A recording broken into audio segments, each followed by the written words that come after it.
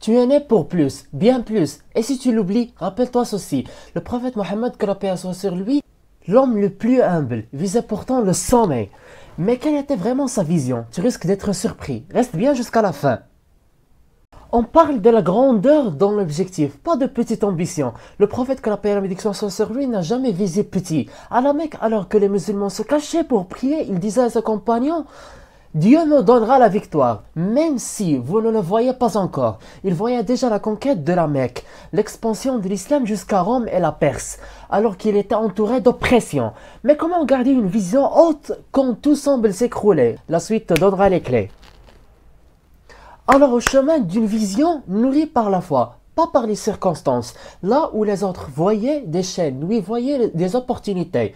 Le prophète, que la paix soit sur lui, lorsqu'il perd son oncle protecteur et sa femme, on appelle ça l'année de la tristesse. Mais lui, il part à Taïf pour continuer sa mission. Il est lapidé, rejeté, et pourtant il dit: si tu n'es pas en colère contre moi, alors je ne me soucie de rien. Tu ressens des échecs, tu te dis que tu n'en sais pas assez, attends d'entendre ce qu'il a fait ensuite.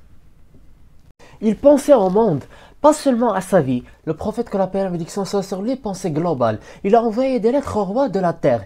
Héraclieux, Khosroé, le Négus. Il ne s'est pas dit: je suis un simple homme du désert. Non, il s'est vu comme porteur d'un message pour l'humanité. Et toi, tu crois que ton impact est limité? La partie suivante va te prouver le contraire. Il formait des leaders, pas des suiveurs. Abu Bakr, Omar, Uthman, Ali, ils n'étaient pas de simples compagnons. Le prophète, que la paix soit sur lui, il les a formés pour porter la responsabilité de cette vision. L'éducation, la confiance, la délégation, voilà les outils d'un visionnaire. Tu veux faire partie des bâtisseurs et pas des spectateurs? Accroche-toi, la prochaine partie va te transformer.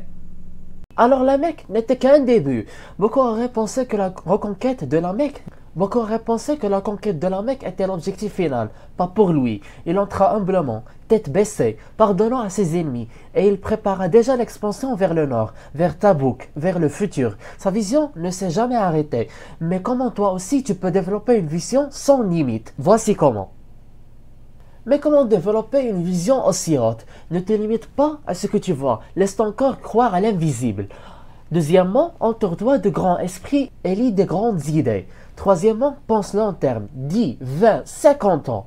Quatrièmement, connecte-toi à Dieu. Le vrai visionnaire est d'abord un serviteur sincère. Cinquièmement, fixe-toi des objectifs impossibles et travaille comme si c'était possible. Mais peut-on vraiment atteindre cette vision dans un monde qui te tire vers le bas? La réponse dans la conclusion.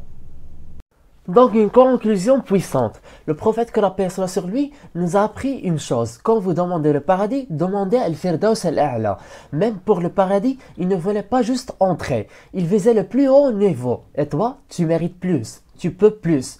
Tu dois viser plus. Abonne-toi si tu veux continuer à élever ta vision avec des leçons du prophète, que la paix soit sur lui. Dis-moi en commentaire quelle est ta vision haute. Et surtout, partage cette vidéo. Tu peux être la cause du réveil d'un futur géant.